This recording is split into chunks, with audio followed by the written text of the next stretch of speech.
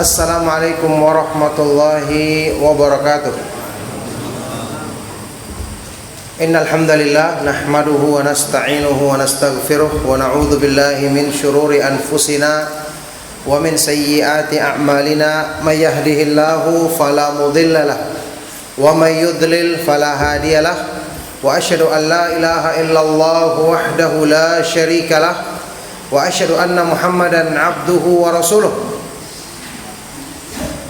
sallallahu alaihi wa ala alihi wa ashabihi wa man tabi'ahum bi ihsan ila yaumiddin, amma ba'du.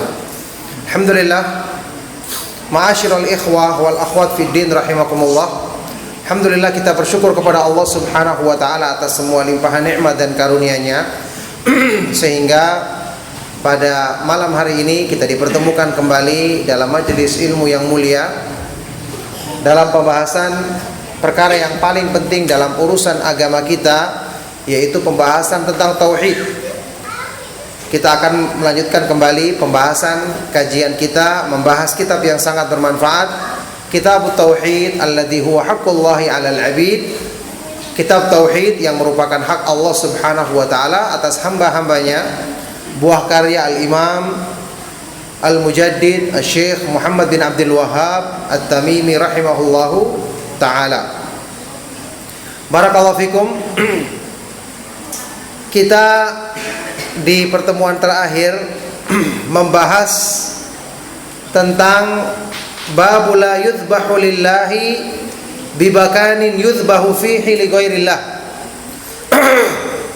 Tidak boleh kita menyembelih meskipun ditujukan kepada Allah di tempat-tempat atau bahkan di waktu-waktu yang di situ orang-orang musyrik melakukan penyembelihan untuk selain Allah Subhanahu wa taala. Ini sebagai kelanjutan dari bab tentang larangan keras ya dari perbuatan adzabhu li ghairillah, menyembelih untuk selain Allah Subhanahu wa taala. Barakallahu fikum, ma'asyiral ikhwah wal akhwat fid din rahimakumullah. Sebagaimana kita ketahui, di bab-bab yang akan kita lalui selanjutnya insyaallah dalam pembahasan kitab ini akan dibawakan beberapa contoh perbuatan-perbuatan yang merupakan perbuatan syirik kepada Allah Subhanahu wa taala, baik itu asalnya syirik besar maupun asalnya syirik kecil yang juga merupakan perantara kepada syirik besar. Dan kita sudah bahas di pertemuan-pertemuan yang lalu perbedaan antara syirik besar dan syirik kecil ya, dan juga kesamaannya yang pada intinya kita kembalikan pada pembahasan kita di awal kitab ini. Apa dari hakikat? Apakah hakikat kesyirikan? Kenapa sampai terjadi? Dan bagaimana upaya jalur utama bagi manusia untuk menyempurnakan tauhidnya kepada Allah Subhanahu wa taala, sehingga secara tabiat hatinya akan menolak segala bentuk kesyirikan atau hal-hal yang membawa kepada kesyirikan, menyekutukan Allah Subhanahu wa taala. Maka semua kembali kepada apa yang kita bahas di awal, yaitu keimanan di hati, pengagungan terhadap Allah Subhanahu wa taala. At-taqwa hahuna, kata Rasulullah SAW, takwa itu terletak di sini, sambil beliau menunjuk ke dadanya. Karena kita tahu amalan hati ini yang akan mempengaruhi semua anggota badan. Kalaupun sampai seseorang itu misalnya seperti yang dibahas terakhir kemarin, masalah menyembelih di tempat-tempat yang di situ biasa digunakan oleh orang-orang musyrik untuk menyembelih kepada selain Allah. Apa yang menyebabkan kita dilarang untuk melakukannya? Tentu sudah kita bahas kemarin, karena tasyabbuh, menyerupai mereka. Wa man tasyabbaha biqaumin fahuwa minhum. Barang siapa yang menyerupai satu kaum, maka dia termasuk golongan mereka. Makanya yang dilarang di sini adalah ibadah yang serupa. Kalau seandainya orang beribadah di tempat tersebut selain dari menyembelih, maka diperbolehkan. Misalnya orang sholat di tempat yang sudah dihilangkan bekas-bekas patung-patung jahiliyah yang dulu di situ dijadikan tempat menyembelih selain Allah, boleh kalau kita laksanakan sholat. Seperti yang sudah kita bahas kemarin, inilah sebabnya para ulama membolehkan mendirikan atau membeli gereja di negeri-negeri Eropa, kemudian dirobohkan dan dibangunkan masjid di atasnya. Dibolehkan karena jenis ibadahnya berbeda, tidak dalam ibadah yang sama. Jadi kalau misalnya ada sebuah tempat di situ dulunya dipakai penyembelihan kepada selain Allah, di situ kita boleh melaksanakan sholat Id. Nanti akan ada penjelasan dari Syekh Utsaimin tentang masalah ini. Di situ pula kita laksanakan sholat atau ibadah yang lainnya yang tidak serupa dengan ibadah yang diperbuat di tempat tersebut oleh pelaku-pelaku kesyirikan. Taib, kecuali kalau orang meyakini di tempat tersebut ada keutamaan khusus. Ini menyangkut keyakinan dari dalam hatinya. Inilah yang saya katakan tadi, amalan hati itu yang akan menentukan perbuatan anggota badan sampai pun dalam urusan tauhid dan syirik. Kenapa di awal-awal pembahasan kita saya selalu jelaskan, keimanan di hati ini yang menentukan tauhid asal di hati kita, yang kemudian mempengaruhi anggota badan kita. Pengagungan terhadap Allah. Kalau kita terbiasa mengenal Allah, kemahaindahan nama-namanya, kesempurnaan sifat-sifatnya, di hati kita telah tertanam kemahabesaran Allah, kemahaagungan Allah, bahwa yang maha kuasa atas segala sesuatu adalah Allah, sedangkan makhluk penuh dengan kekurangan.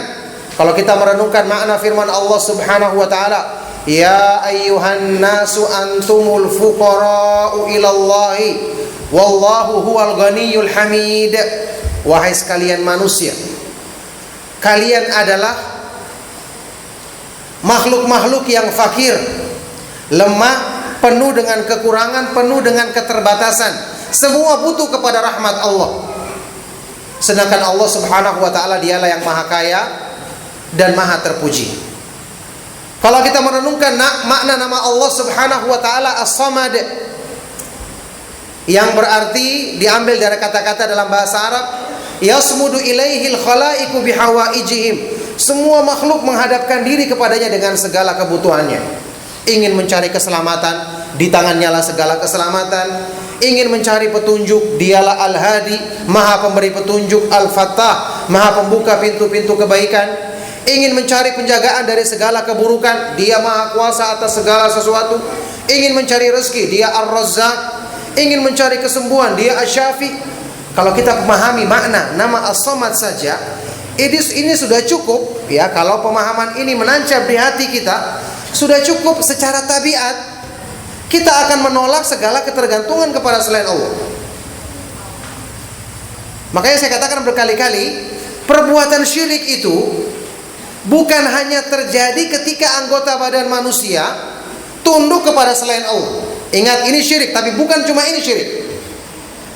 Bukan cuma terjadi ketika seseorang meminta-minta di kuburan, datang menyembah-nyembah di depan pohon besar. Na'udzubillahi min dzalik. Ini contoh syirik.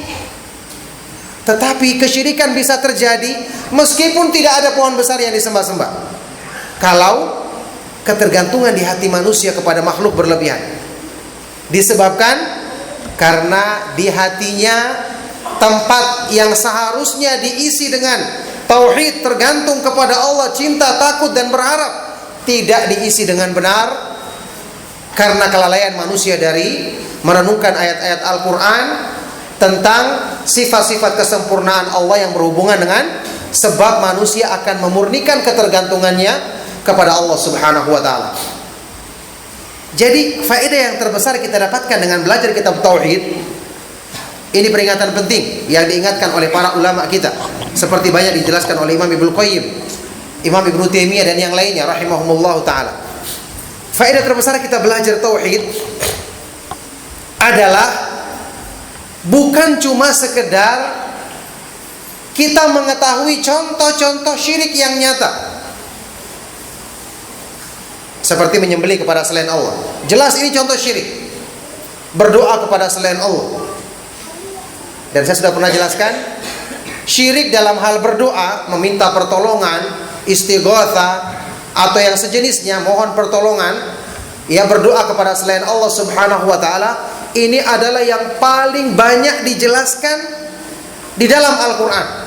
Karena syirik inilah yang paling banyak dengan berbagai macam bentuknya, paling banyak terjadi di masyarakat. Bergantung kepada selain Allah, akhirnya meminta kepada selain Allah, minta pertolongan kepada selain Allah. Jadi kita belajar tauhid, faedah terbesar yang kita ambil adalah kita mengetahui kenapa sih sampai terjadi perbuatan syirik. Dan ternyata kita pahami setiap manusia punya potensi untuk melakukan perbuatan syirik, kecuali orang-orang yang dijaga oleh Allah Subhanahu wa taala. Kenapa? Manusia kan lemah. Wa khuliqal insanu dha'ifa. Manusia diciptakan dalam keadaan lemah. Fakir, miskin, kekurangan, tergantung. Tabiat manusia mesti dia akan mencari tempat untuk menyandarkan kekurangan dirinya. Itu pasti. Mesti dia akan mencari tempat bersandar, karena dia tidak bisa bersandar dengan dirinya sendiri. Dia lemah, penuh dengan kekurangan. Tabiat manusia mesti mencari sesuatu yang dianggapnya kuat supaya menguatkan kelemahan dirinya. Sesuatu yang dianggapnya sempurna supaya menambal kekurangan dalam dirinya. Ketika hati mencari, dan pasti dia mencari, karena tidak bisa dia selesaikan urusannya sendiri. Ketika hati dalam pencarian inilah terjadi perbuatan syirik.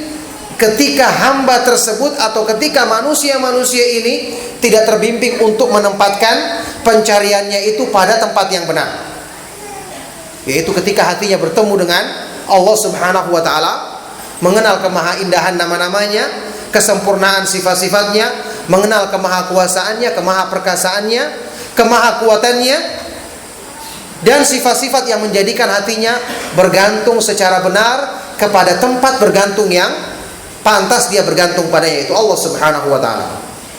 Inilah makna nama Allah Subhanahu wa taala As-Samad.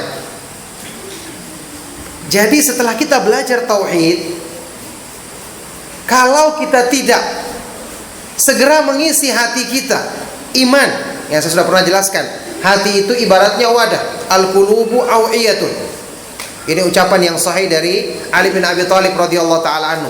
Hati manusia itu wadah. Fa khairuha aw'aha. Sebaik-baik hati adalah yang paling luas daya tampungnya. Hati itu tempat menampung. Ada tempat menampung untuk diisi dengan rasa cinta, takut, berharap, bergantung, ridha.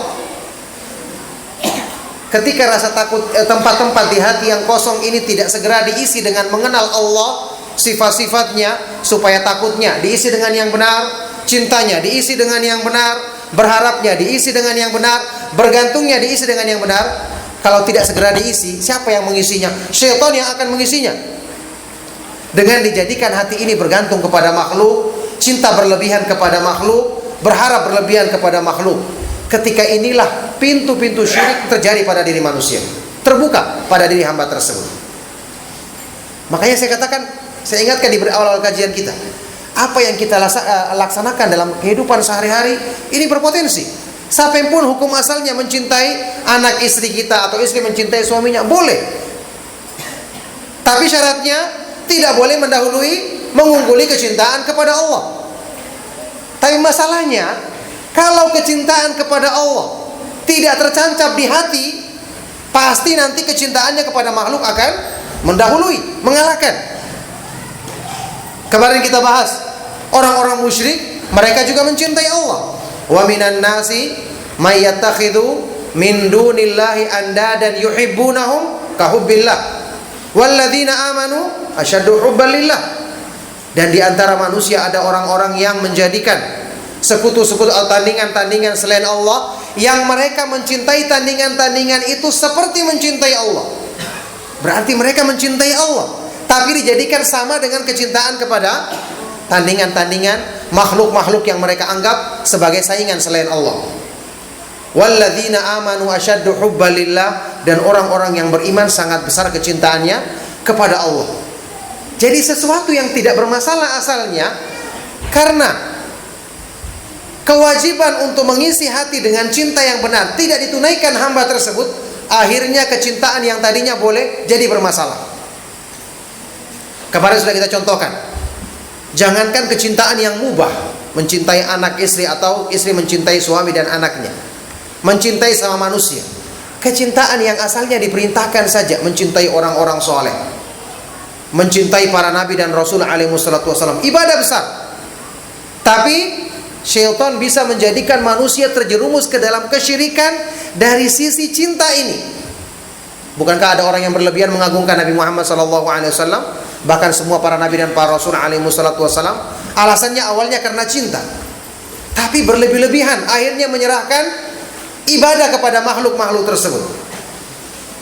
Coba lihat, sangat dekat cinta yang merupakan tauhid dengan cinta yang membawa kepada kesyirikan. Disebabkan apa?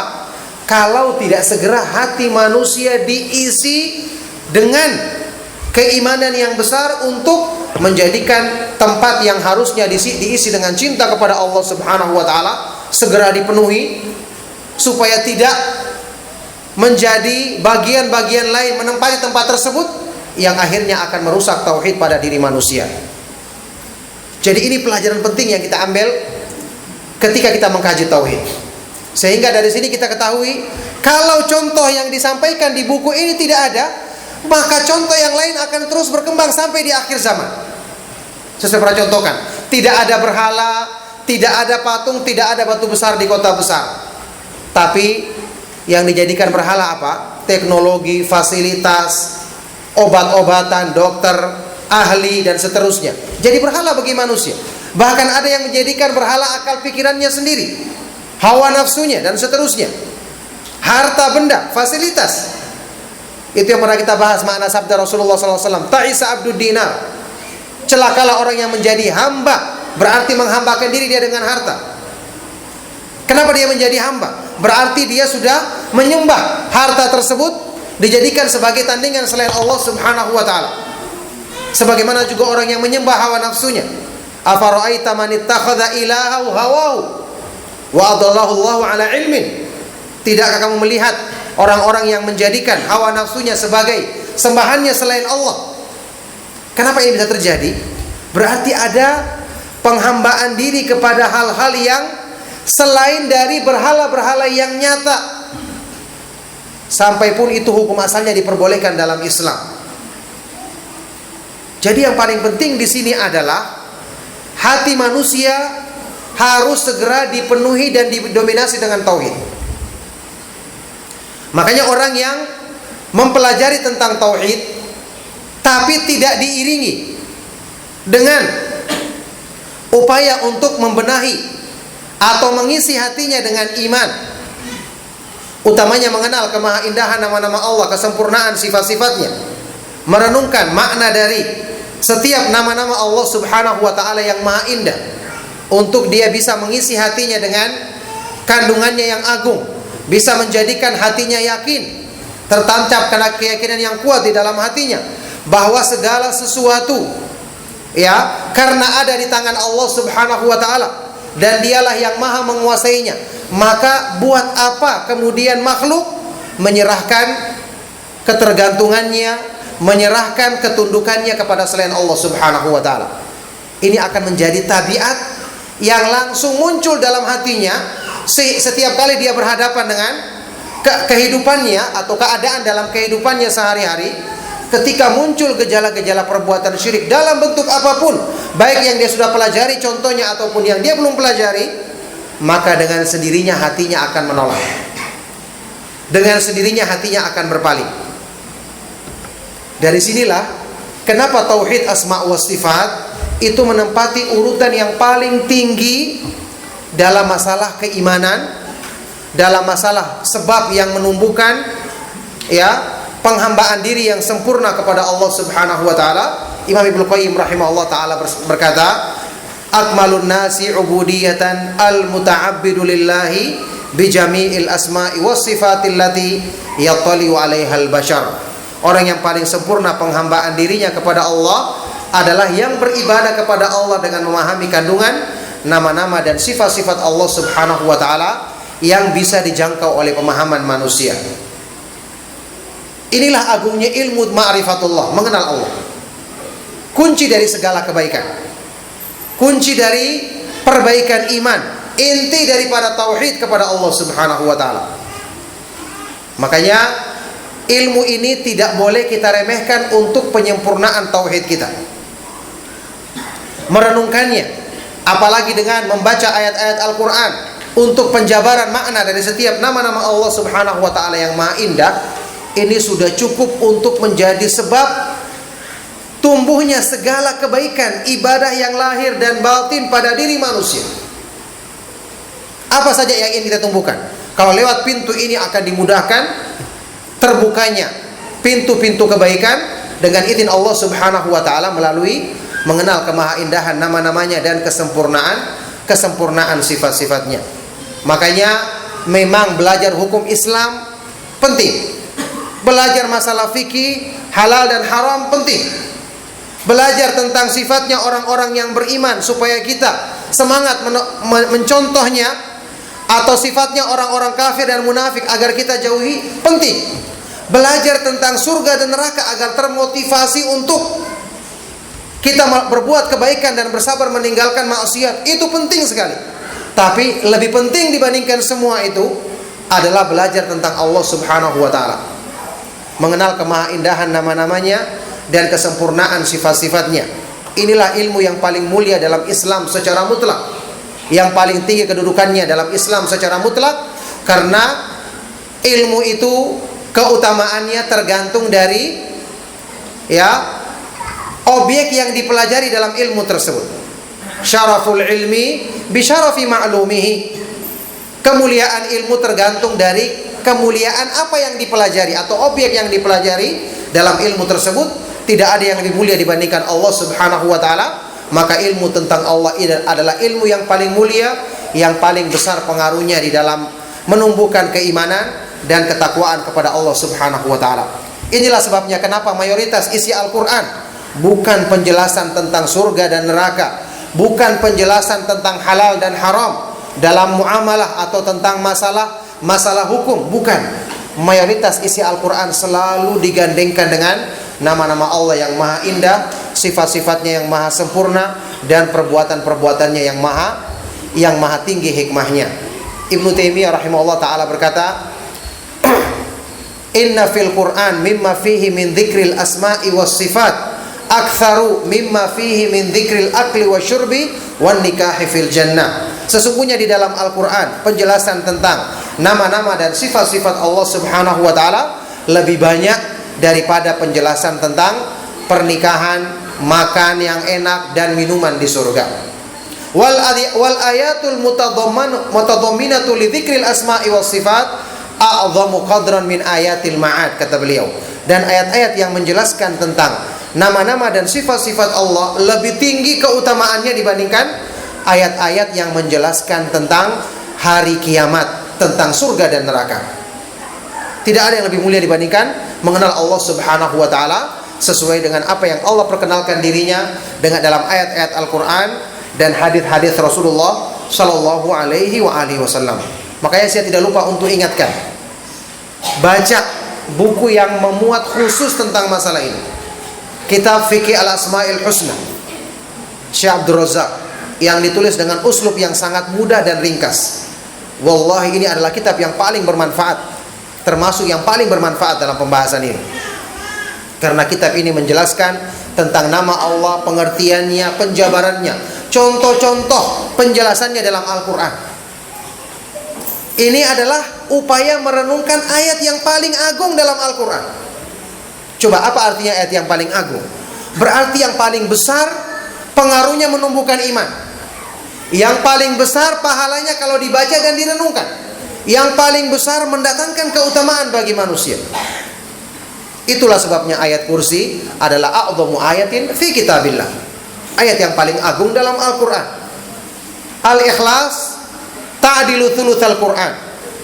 Surat Al-Ikhlas sebanding dengan sepertiga Al-Quran. Surat Al-Fatihah, surat yang paling agung dalam Al-Quran, di awal-awal ayatnya juga penjelasan tentang nama-nama dan sifat-sifat Allah. Alhamdulillahirabbil alamin, Ar-Rahmanir Rahim, Maliki Yaumiddin. Selalu diawali dengan ayat-ayat yang mengenalkan tentang Allah Subhanahu wa taala, kemahaindahan nama-namanya dan kesempurnaan sifat-sifatnya. Jadi ini pintu tauhid yang paling utama, karena langsung mengisi tempat tauhid yang paling asal, yaitu hati manusia. Semua gerakan anggota badan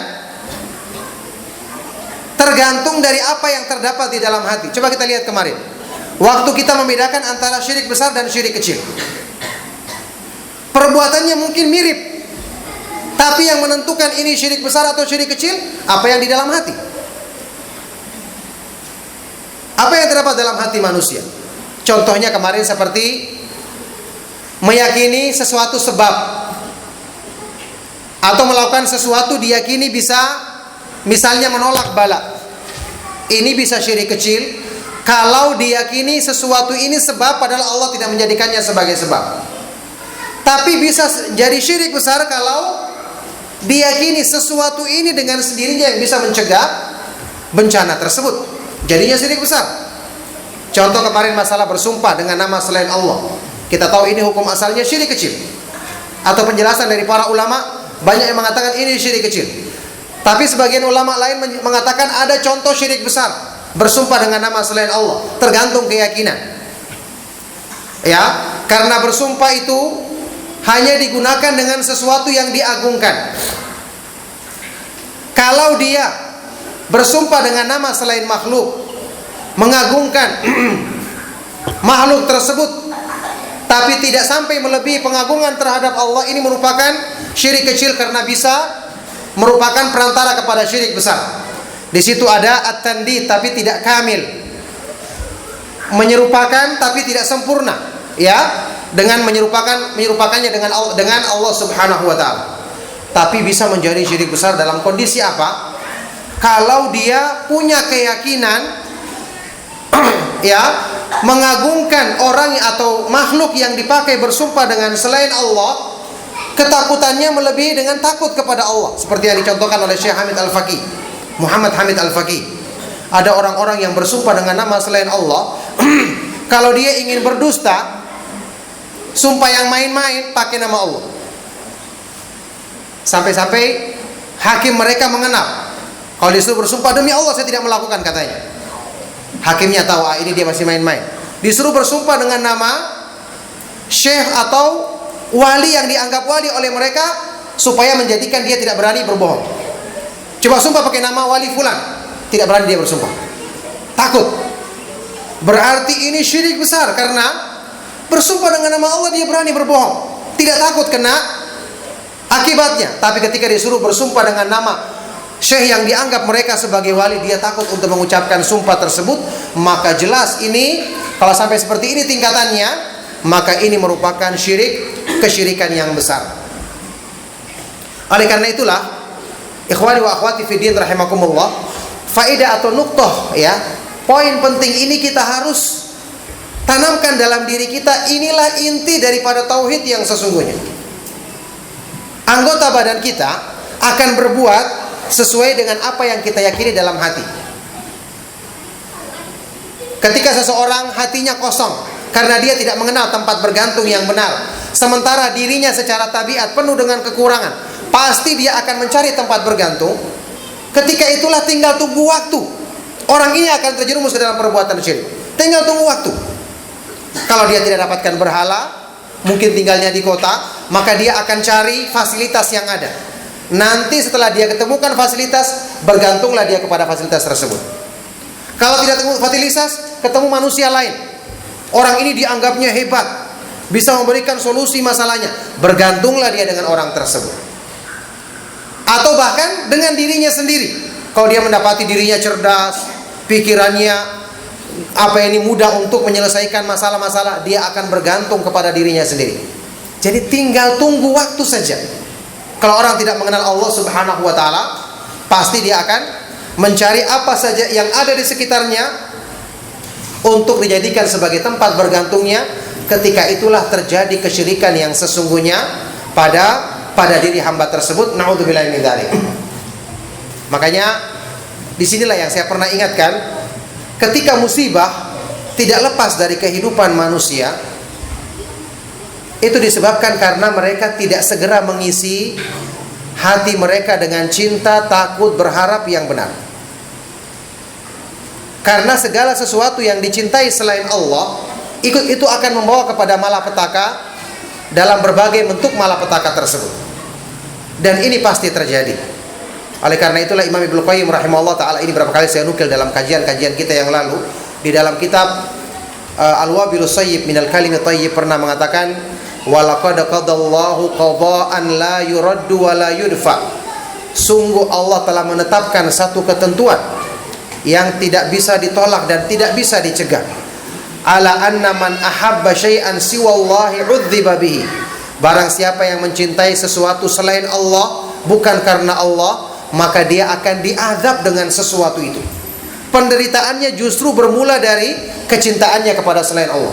Tidak perlu jauh-jauh azabnya, dari arah yang dicintainya atau makhluk yang dicintainya selain Allah. Wa man khafa ghairahu sullita alaihi. Barang siapa yang takut kepada selain Allah, maka sesuatu inilah yang akan dijadikan menguasai dirinya, memperbudak dirinya. Wa man athara ghairu alaihi kana syu'man lahu. Barang siapa yang mendahulukan sesuatu selain Allah, maka itu akan menjadi sumber kesialan bagi dirinya. Semua bencana berawal dari mana?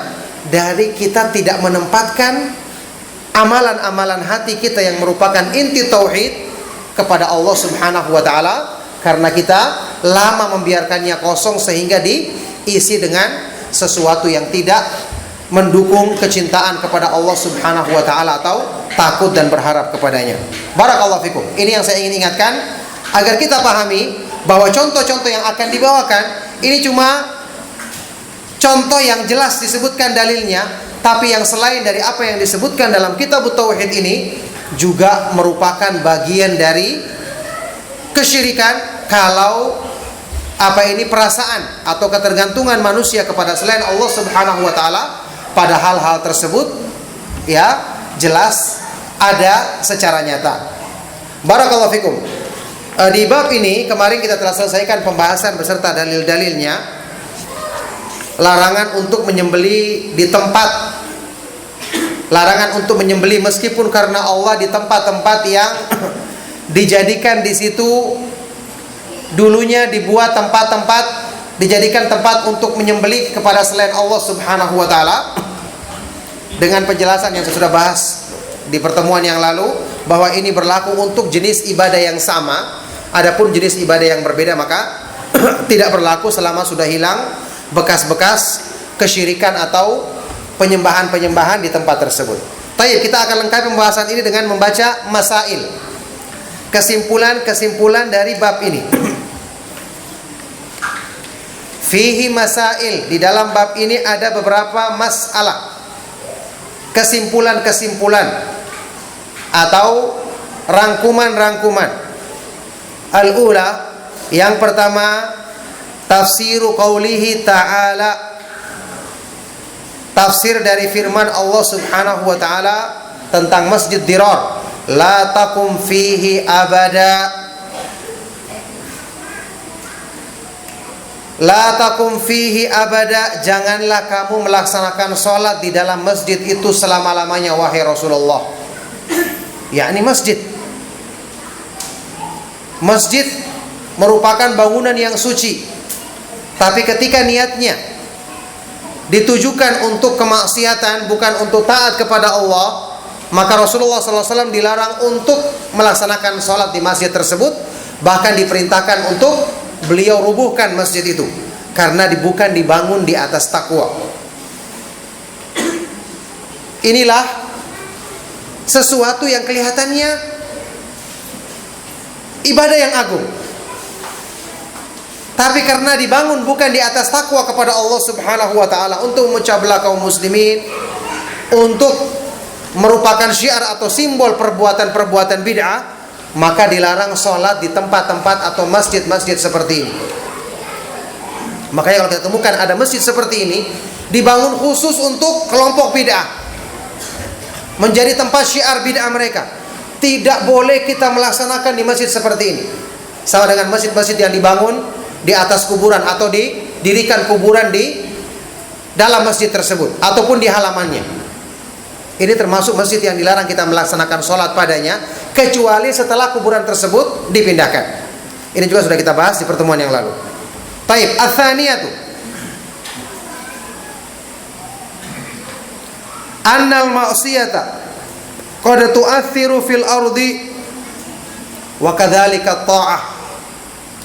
Perbuatan maksiat itu terkadang tu'athir, memberikan pengaruh, dampak keburukan pada tanah tempat terjadinya.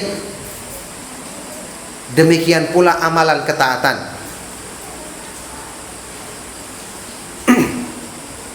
Ya, sebagaimana amal ketaatan itu memberikan pengaruh kebaikan, menjadi sebab keberkahan di tempat tersebut, makanya tempat-tempat yang dilaksanakan amal-amal kebaikan padanya ini merupakan tempat-tempat yang diberkahi oleh Allah Subhanahu wa taala. Sudah kita bahas kemarin, ini juga yang merupakan cukup yang menjadi sebab contoh keberkahan dari tempat-tempat tersebut, bahwa tempat-tempat ini akan menjadi saksi di hadapan Allah Subhanahu wa taala tentang amal perbuatan manusia. Makanya dianjurkan kita memperbanyak tempat-tempat ketika melaksanakan ibadah. Waktu kita melaksanakan sholat, kenapa dianjurkan berpindah waktu sholat sunnah? Di antara hikmahnya supaya memperbanyak tempat-tempat yang menyaksikan kebaikan kita. Itu kemarin waktu kita bahas di tafsir As-Sa'di, makna firman Allah Subhanahu wa taala dalam surat Az-Zalzalah, yauma idzin tuhadditsu akhbaraha bi anna rabbaka auhalaha. Pada hari kiamat nanti bumi akan menceritakan berita-beritanya, yakni akan menceritakan apa yang dilakukan manusia di atasnya, kebaikan-kebaikan, amal-amal ketaatan yang diperbuat di atasnya. Ini menjadikannya dia bersaksi di hadapan Allah. Oleh karena itu manusia dianjurkan untuk memperbanyak ya tempat-tempat ketika dia melaksanakan amal-amal ketaatan. Ini menjadi keberkahan bagi tempat tersebut.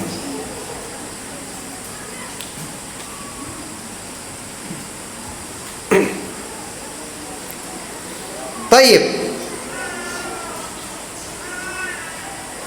Yang hubungannya dengan bab ini adalah ketika satu tempat dilakukan perbuatan syirik padanya, maka dilarang untuk seseorang melakukan perbuatan yang sama di tempat tersebut.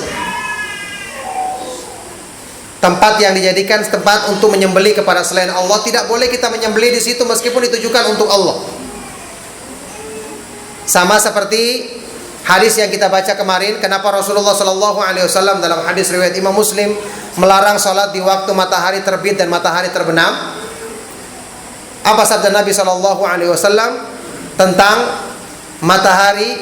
Fa innaha tatlu hina tatlu baina qarnai syaitan wa hina idzin yasjudu lahal kuffar. Karena matahari itu ketika terbit di antara dua tanduk syaitan, dan ketika itu orang-orang kafir, yakni orang-orang musyrik, sujud kepada matahari. Demikian pula waktu terbenam. Kita dilarang sholat karena sholat ada sujudnya, padahal kita sholat untuk Allah, tidak boleh. Karena itu menyerupai waktu pelaksanaan ibadah syirik mereka. Ibadah tauhid adalah ibadah yang mulia, tidak boleh diserupakan dengan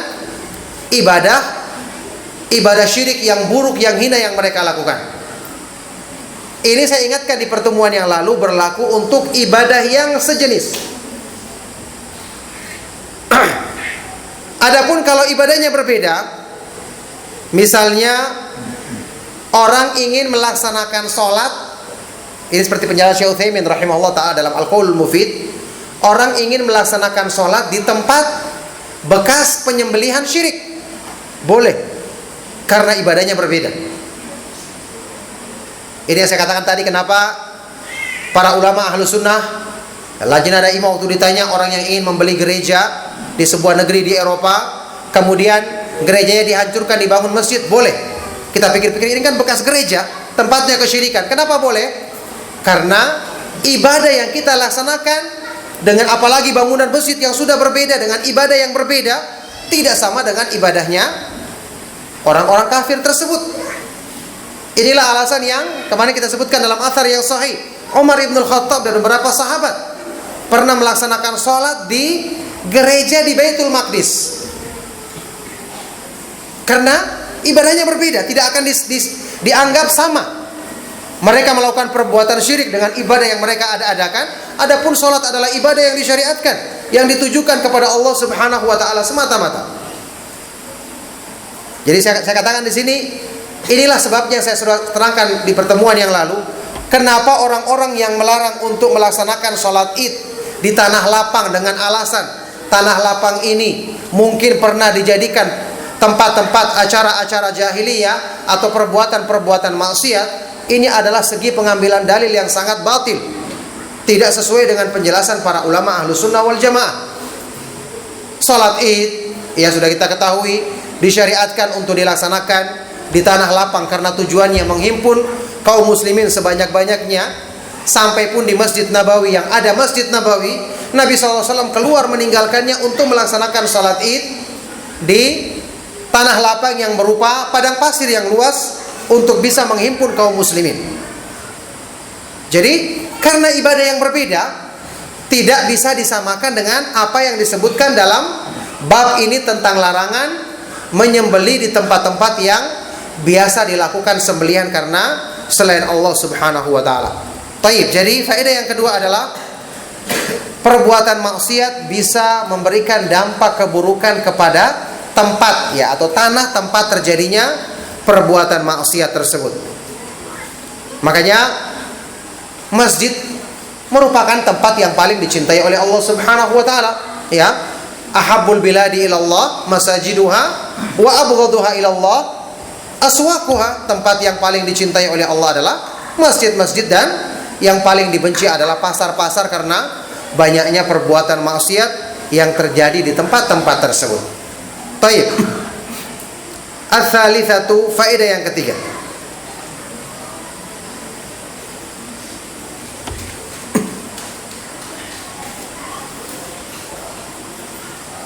Ats-tsalitsatu raddul mas'alatil mushkilati ilal mas'alatil bayyinati liyazulal iskal. Mengembalikan masalah yang masih samar kepada masalah yang jelas supaya hilang kesamaran tersebut. Ketika timbul pertanyaan, bagi orang-orang mungkin bertanya-tanya, kenapa kita dilarang menyembelih di tempat tersebut? Wong kita kan menyembelihnya untuk Allah, sementara mereka menyembelihnya untuk selain Allah. Maka Rasulullah Sallallahu Alaihi Wasallam menjelaskan hal ini, ya, menjelaskan hal ini dengan gamblang supaya tidak menyerupai mereka. Hal fihi wathanun min authanil jahiliyah. Apakah di tempat tersebut ada berhala-berhala dari berhala jahiliyah? Dikhawatirkan orang yang melihat akan menyangka kita menyembelih untuk selain Allah. Paling tidak seperti menghidupkan syiar agama mereka.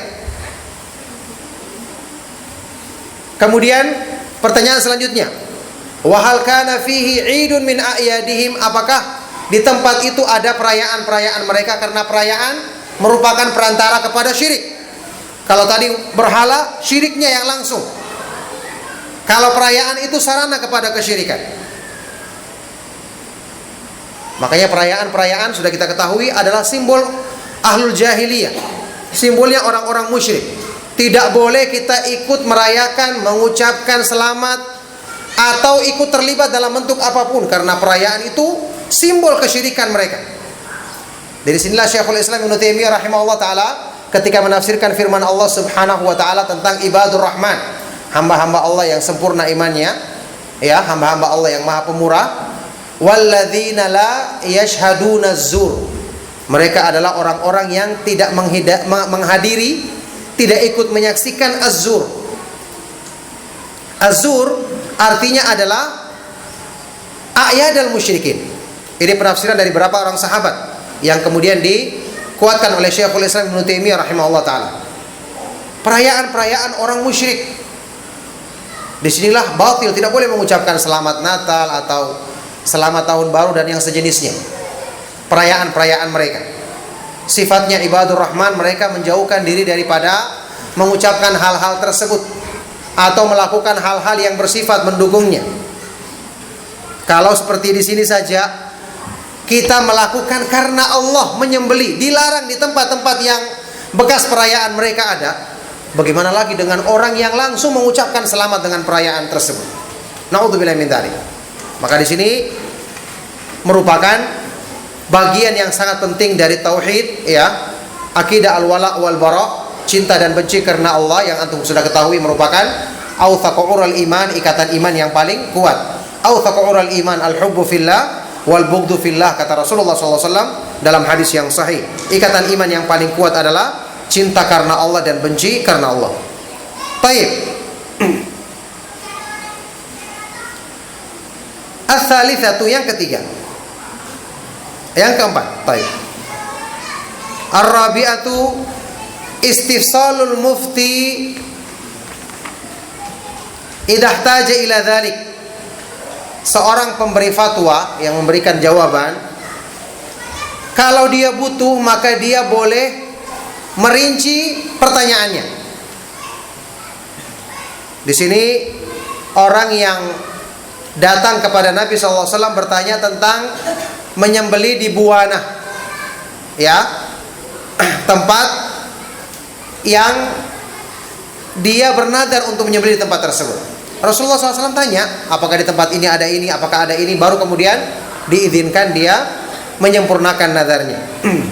Maka ini diperbolehkan kalau ada kemungkinan misalnya tempat tersebut dianggap ada keutamaannya, ada kemungkinan di sini tempat-tempat pernah terjadi kesyirikan dalam ibadah yang sama, maka perlu untuk ditanyakan. Kalau tidak ada kemungkinan tersebut, maka tidak perlu ditanyakan agar tidak memperpanjang masalah.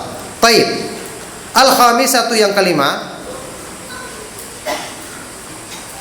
anna takhsisal buq'ati bin nadari la ba'sa bihi idza khala minal mawani'. Mengkhususkan tempat tertentu untuk nazar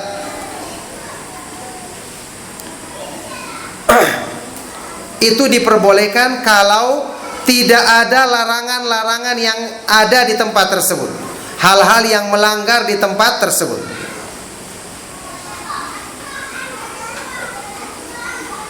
Kecuali tentu saja kalau dia menganggap tempat ini punya keutamaan tersendiri. Misalnya orang bernazar di kuburan tertentu, wah ini bahaya. Kenapa dia bernazar di kuburan ini? Ada apa? Berarti ada sesuatu yang perlu dicurigai. Kalau seandainya tempat itu tempat biasa saja, tidak ada keutamaan atau tidak ada keyakinan tertentu, maka hukum asalnya boleh. Taib. As-sadisatu, yang keenam, al-man'u minhu idza kana fihi wathanun min awthanil jahiliyati walau ba'da zawali.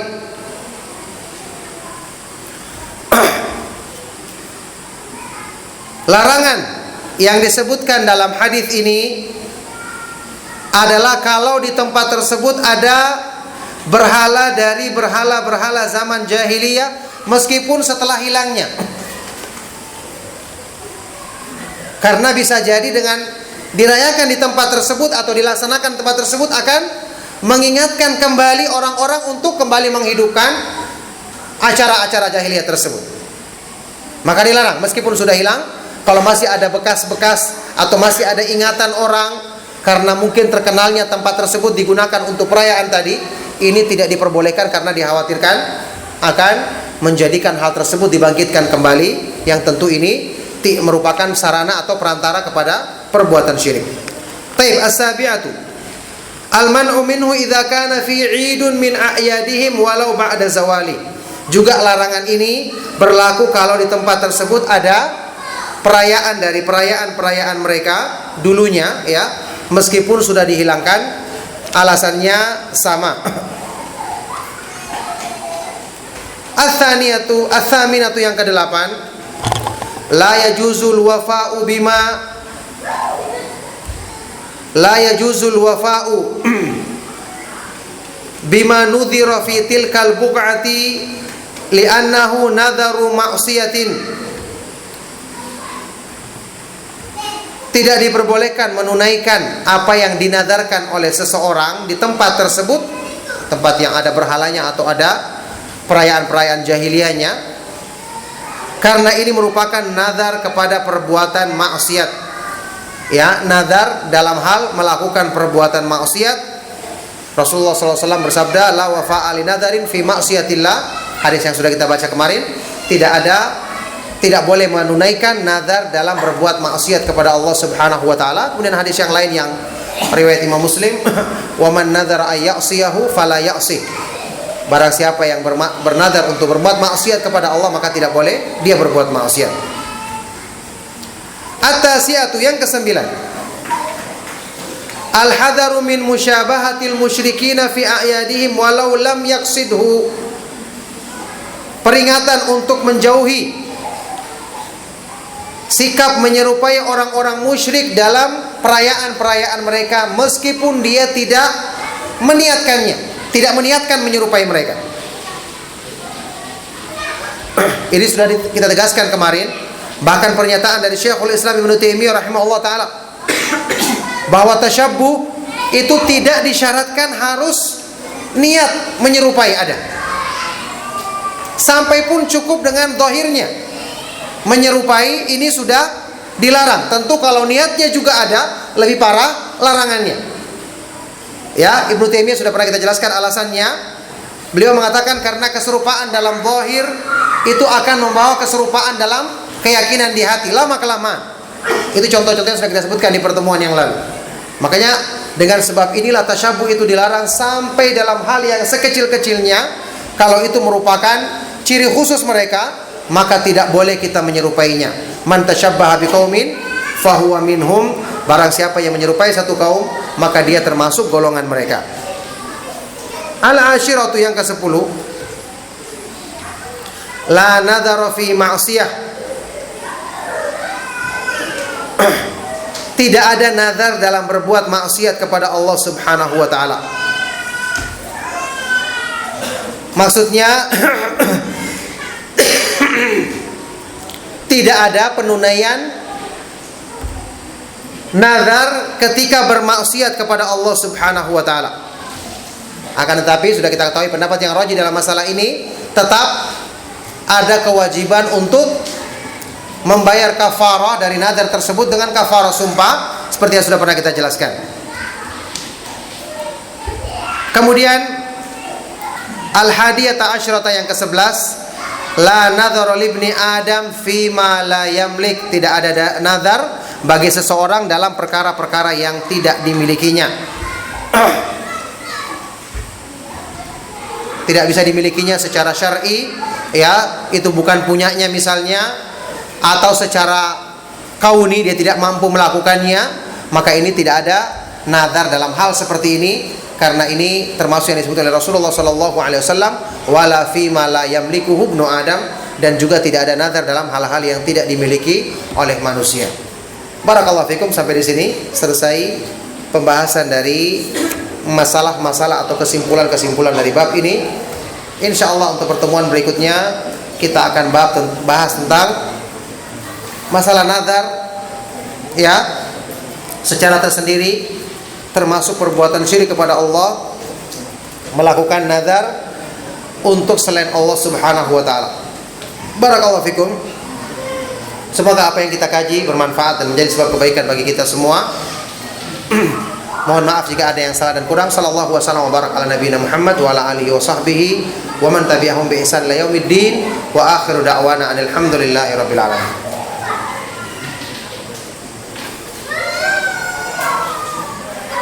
Silakan.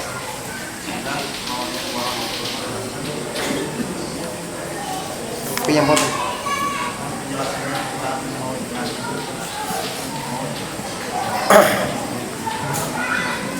Iya, barakallahu fikum. Maulid Nabi SAW, perayaan yang diadakan saat ini adalah perbuatan yang menyimpang dari Islam, perbuatan bid'ah yang disepakati oleh para ulama Ahlus Sunnah wal Jamaah. Tidak pernah dilakukan oleh Nabi SAW, tidak oleh para sahabat, Khulafaur Rasyidin maupun sahabat yang lain, dan tidak juga dianjurkan oleh para imam madhab yang 4. Sudah pernah saya sebutkan bahwasanya di dalam kitab Tarikh Mesir pertama kali dilakukannya acara bid'ah ini oleh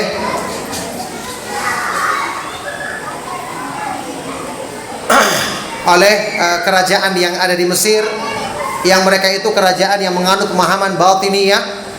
Itu pun alasan mereka melakukannya adalah karena ingin menyerupai orang-orang Nasrani yang melaksanakan perayaan Natal.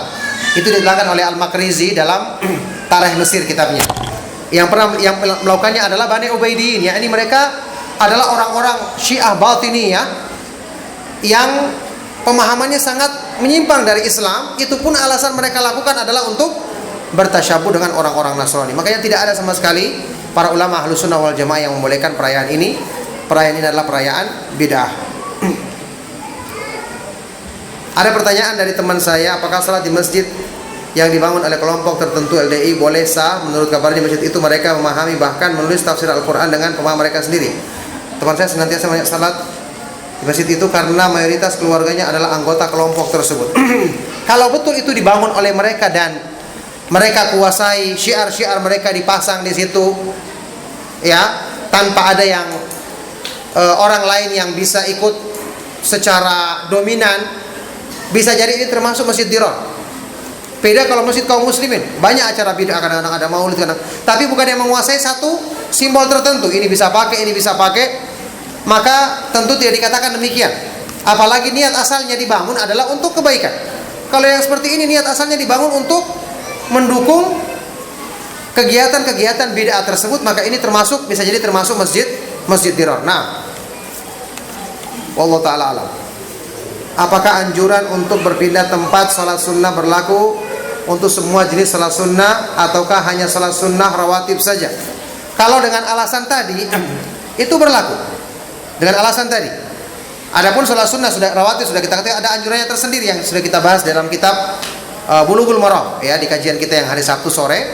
Itu ada anjuran tersendiri yang tentu keutamaannya besar.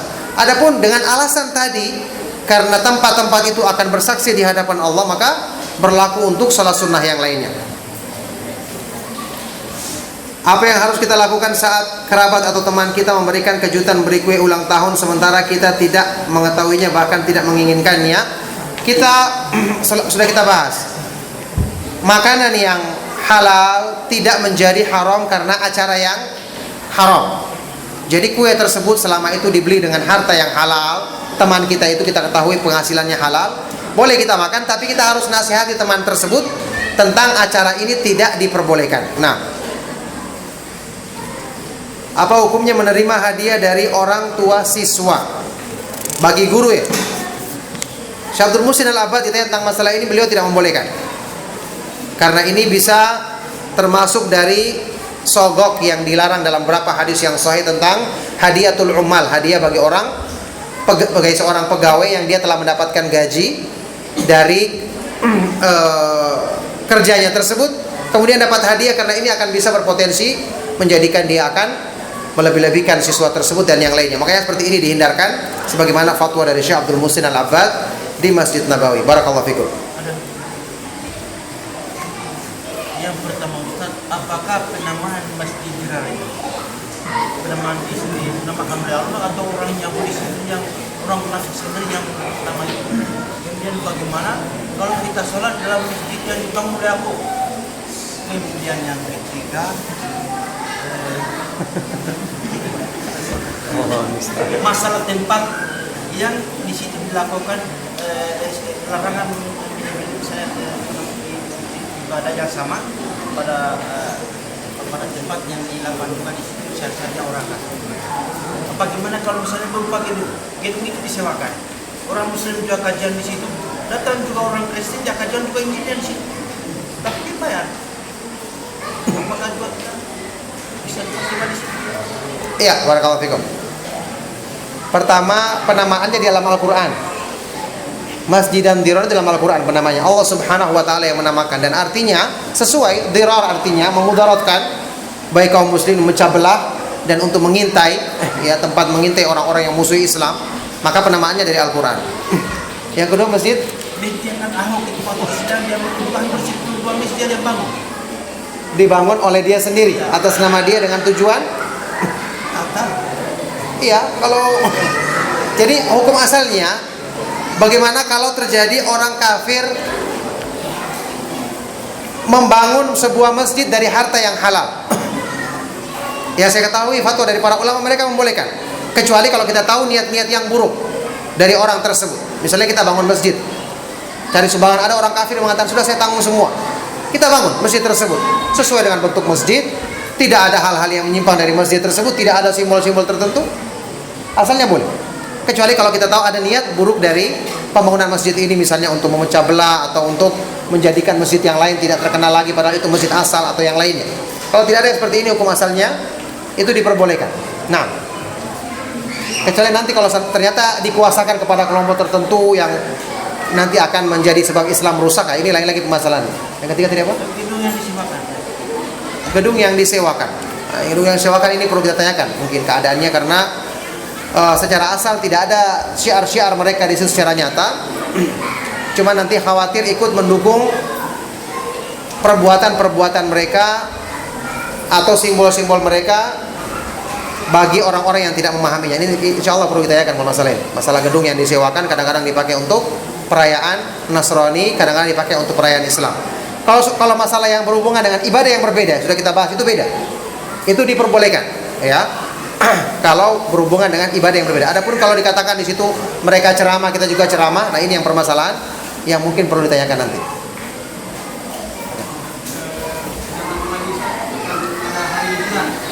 Sejak Natal kemudian tahun baru, biasanya di tempat-tempat rekreasi banyak orang sana. Di sini bagaimana misalnya kita memanfaatkan situasi, kita sewakan tenda atau jualan-jualan ikan, saya tahu bakar ikan. Mendukung acara mereka, begitu ya? Iya.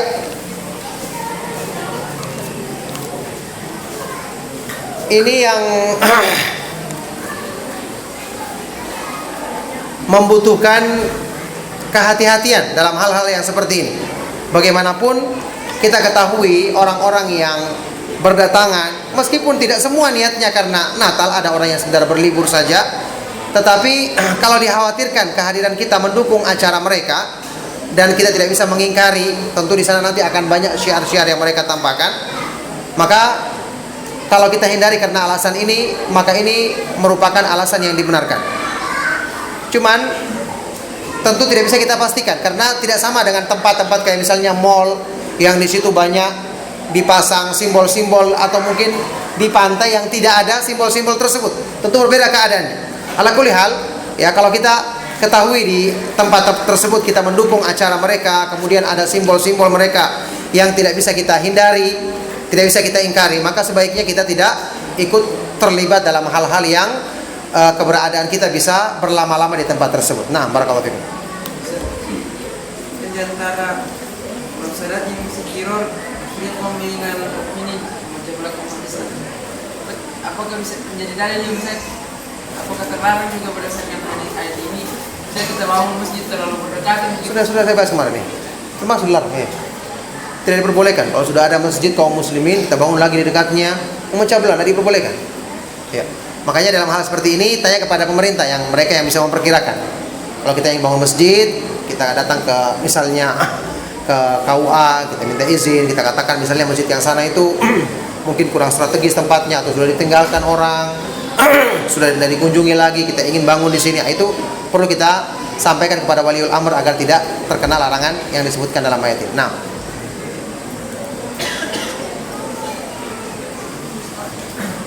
Di soal bakar, apabila seorang memotong atau memotong sapi, dia memotong sapi, terus dia tidak beribadah kepada Allah misalnya, apakah sapi itu halal dibakar oleh Islam? Misalnya dia tidak melakukan sholat, dia orang Islam dan tidak sholat, tapi dia memotong sapi, itu halal apa? dia tidak melakukan sholat dengan yakin, kemudian yakin kita dia tidak sholat. Ya, karena kebanyakan seperti itu Ustaz. Ya, Ya, kalau kebanyakan kita kembali kepada hukum asal. Kepada hukum asalnya, al aslu fil muslim as-salama. Asalnya seorang muslim kalau dia menyembelih tidak kita tahu keadaannya, kita makan sembelihannya. Beda kalau antum sudah tahu jelas-jelas dia melakukan hal itu, ya itu antum bisa ragukan karena ada informasi tadi. Kalau belum ada informasi, kembali kepada hukum asal. Nah, Ini ada cerita Ustaz, teman saya. Tapi itu kan mereka pulang malam, terus sehingga salat di bangunan yang sementara dibangun. Ya. masjid. Iya. Masjid begitu. Ya sepertinya sendiri. Iya. Yang sementara dibangun. Pas ya mereka pulang kembali, mereka di masjid tempat salatnya itu ternyata itu yang sementara dibangun. Masya Allah. Tidak apa-apa, insya Allah sah salatnya karena dia tidak tahu, karena ketidaktahuan. Iya. Barakallah. Dia tidak tanya-tanya juga. Kita tanya-tanya dulu, mungkin tengah malam. Mau tanya siapa? Foto.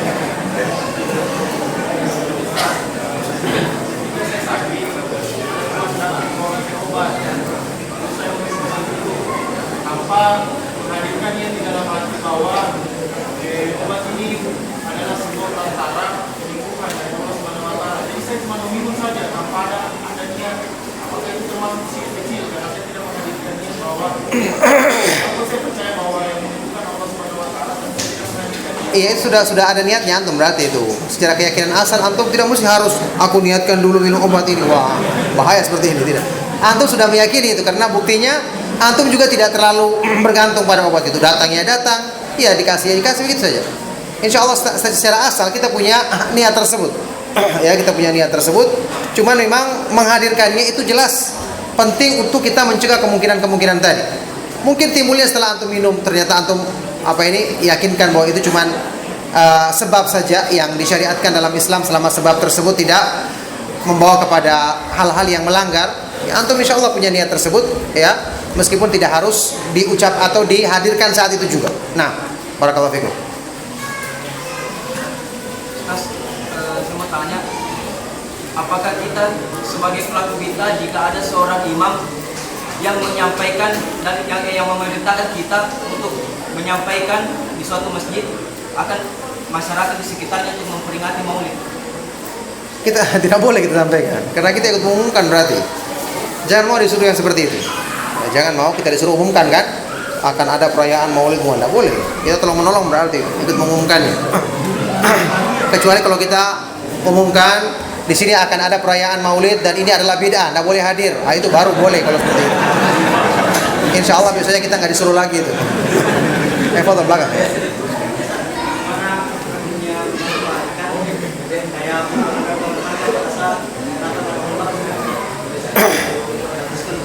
Iya, itu saya sering ditanya juga dan saya cenderung saya harus cari lagi fatwa para ulama dalam masalah ini. Kalau saya saat ini cenderung tidak memperbolehkannya karena merupakan bagian dari mendukung kegiatan mereka, apalagi sudah jelas-jelas disebutkan diskon dalam rangka Natal dan Tahun Baru. Itu kalau kita maksudkan, tapi misalnya ada orang memang belanja untuk itu. Kalaupun kita memang ada kebutuhan beli, ya kita bukan niatkan, tidak ada masalah. Masa kita harus kebutuhan kita harus tunda dulu sampai selesai Tahun Baru, bisa mati kita kalau berhubungan dengan kebutuhan pokok, iya kan? Jadi kalau kita memang belanja tidak ada niat tersebut, ya kita beli karena kebutuhan kita, tidak mengapa. Tapi kalau kita cari-cari hal itu, ya makanya sebisa mungkin hindari tempat-tempat yang seperti ini. Kalau kita sungguh-sungguh ya hindari tempat-tempat yang ramai seperti ini supaya kita tidak ikut mendukung kegiatan tadi. Barakallahu fikum. Cukup ya. Kita akhiri kajian kita di malam hari ini, semoga bermanfaat. Oh ya, di kajian kita juga ada hadir Ustadz Ahmad Mazlan ya, dari Butuan beliau yang insya Allah bisa kita ambil manfaat dari beliau kalau ada hal-hal yang perlu kita tanyakan dalam urusan agama. Barakallahu fikum. Kita akhiri kajian kita. Subhanakallahumma wa bihamdika asyhadu an la ilaha illa anta astaghfiruka wa atubu ilaik. Wassalamualaikum warahmatullahi wabarakatuh.